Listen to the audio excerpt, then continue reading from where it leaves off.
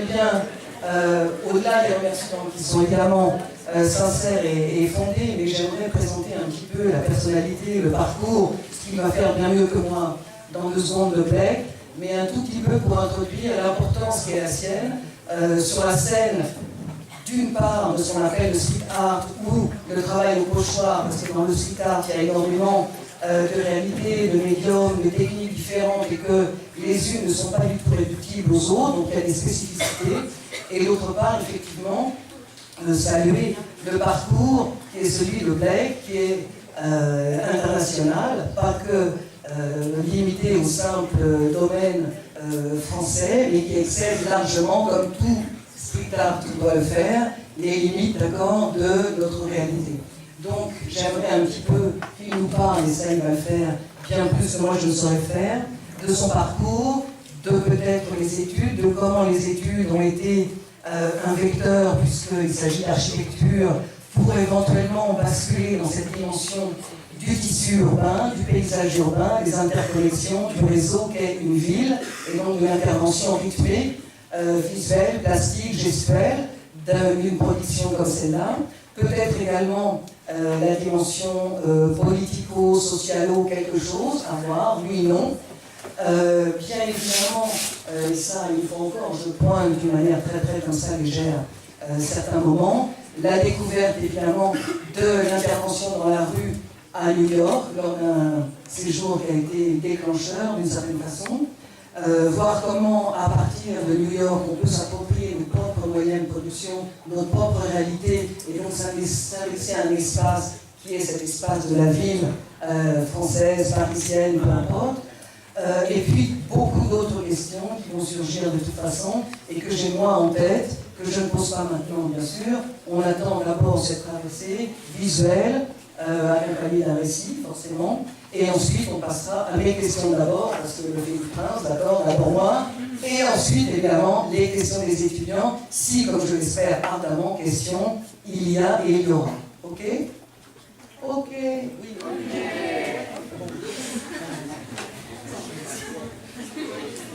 Bon, bien, bonjour, merci d'être venu d'abord, je suis très touché. Il y a énormément de monde et je suis vraiment bien accueilli. Alors voilà, je vais commencer par le début. Je suis né dans la deuxième moitié du XXe siècle, en 1951, donc 6 ans après la guerre, et la Deuxième Guerre mondiale. Et donc, j'ai fait des études à l'école des Beaux-Arts, d'abord en gravure, ensuite en peinture, et après en architecture. C'est-à-dire que j'ai été étudiant jusqu'à l'âge de 32 ans.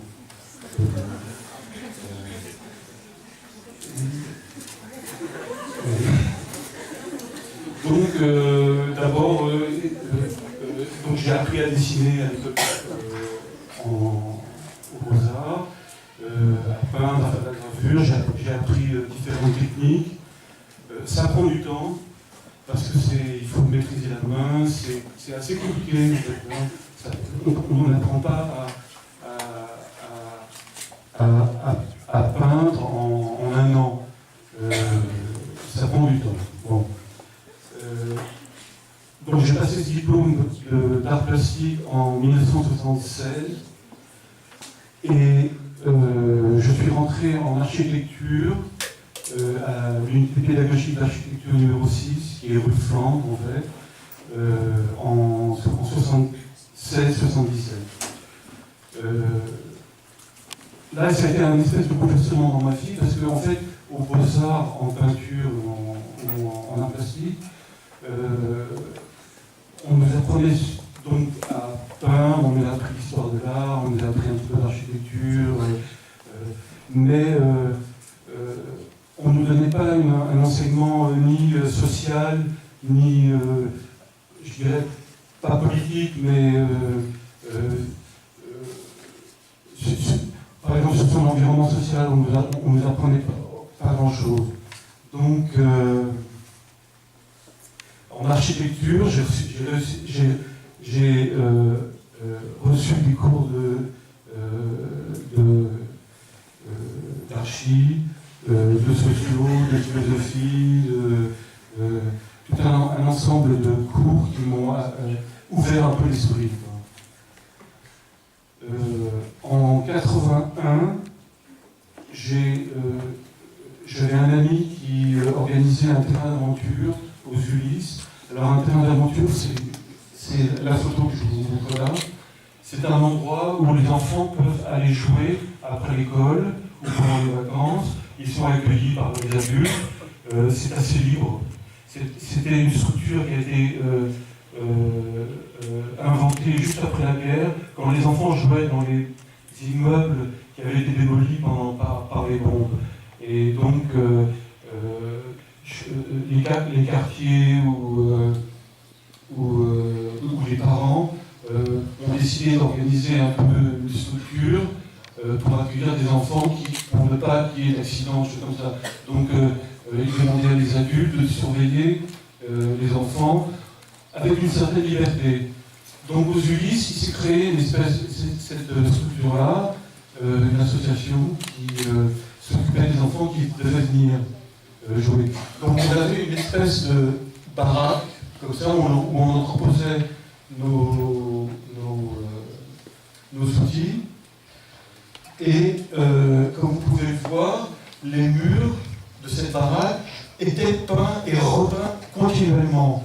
Les enfants que vous voyez là qui jouaient allaient emprunter la peinture dans le supermarché qui se trouvait juste derrière, dans la rue. On avait acheté des bombes de peinture. Alors il faut savoir qu'à l'époque, en 81, les bombes, ça coûtait très cher et on n'en trouvait pratiquement pas. On trouvait des petites bombes pour repeindre les voitures. Pour repeindre la carrosserie de voiture, c'était des petites bombes, ça coûtait 100 francs, je me souviens, et c'était des toutes petites bombes et ça ne durait pas très longtemps. Donc on avait acheté ces bombes, on en avait parlé avant avec Gérard, on s'est dit on va aller faire ça en 14e. Il y avait un petit parc derrière chez lui, là, derrière la rue Pernetti, et on avait un soir, on a essayé de faire. Alors moi j'avais en mémoire ces graffitis américains que j'avais vus, et je lui avais dit tiens, on va essayer de faire un lettrage, écrire quelque chose sur le mur, quoi. Mais on n'y était pas arrivé parce qu'il faut quand même une bonne technique. C'est très compliqué à main libre de peindre sur un mur. Il faut s'entraîner, on n'arrive pas comme ça, directement sans s'entraîner. Et là, on ne s'était pas entraîné, on avait fait un truc qui était très moche.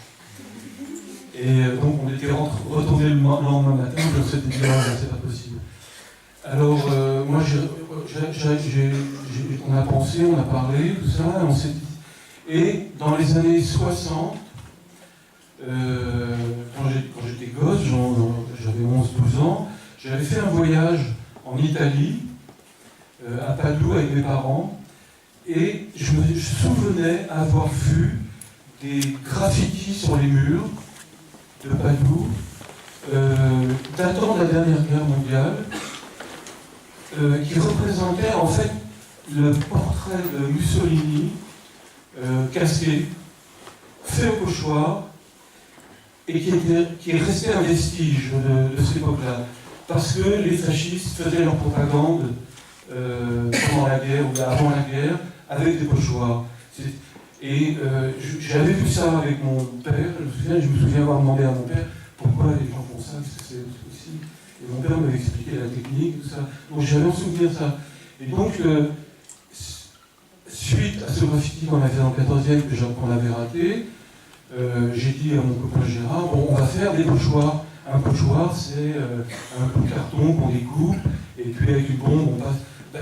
En fait, les fascistes faisaient ça, ils avaient je pense, des cartons ou des morceaux, des plaques de métal qui découpaient, et je pense qu'ils faisaient ça au rouleau et à la peinture. Parce que les bombes des peintures n'existaient pas à l'époque. Donc je pense qu'ils passaient ça au rouleau et à la peinture, et donc il laissait une image qui était propre et qui faisait vraiment la propagande, et qui remplaçait l'affiche en fait, qui était certainement moins cher que faire des affiches, coller des affiches et imprimer des affiches, donc ils faisaient leur propagande comme ça. Donc moi j'ai repris cette idée-là, et je vous jure que personne ne faisait des graffitis au pochoir à cette époque-là, ni aux États-Unis, ni en France, ni nulle part. C'est vraiment, c'est pour vous dire, c'est pour vous montrer que j'avais donc l'idée de faire des graffitis, mais pour trouver la technique, pour savoir comment on allait le faire, tout ça c'est un concours de circonstances. Et dans la vie c'est toujours comme ça. Rien n'arrive, on n'invente rien à mon avis. Vous voyez, on n'invente pas la pure création, à mon avis, n'existe pas. On ne reprend que ce qui existe déjà et on le fait à sa manière.